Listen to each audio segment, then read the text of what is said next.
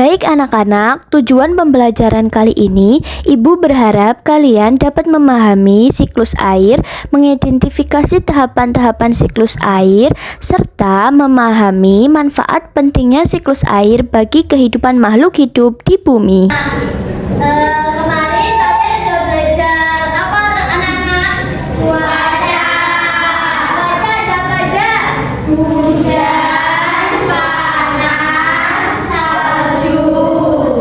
Nah, karena kemarin kita sudah membahas cuaca, jadi sekarang kita akan membahas terjadinya siklus air. Tapi sebelum kita membahas terjadinya siklus air, kita sedikit terlebih dahulu ya.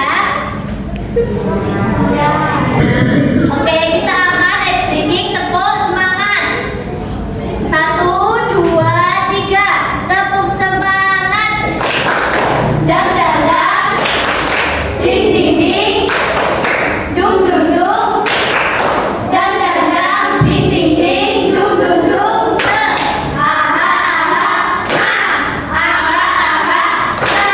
Aha aha.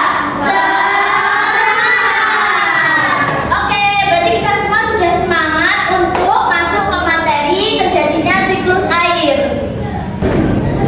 Oke anak-anak, kita akan membahas apa?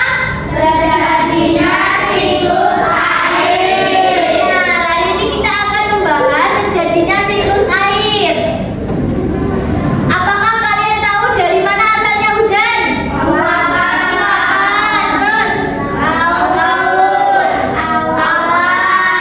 Oke, kita masuk ke materi ya. Apa itu siklus air?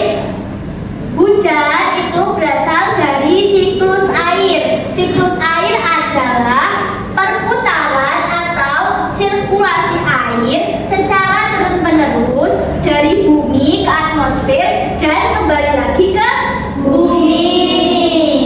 Nah, pergerakan air di dalam siklus air ini memerlukan panas matahari untuk dapat berpindah tempat. Di sini ada tahapan siklus air. Kalian udah tahu belum tahapan siklus air?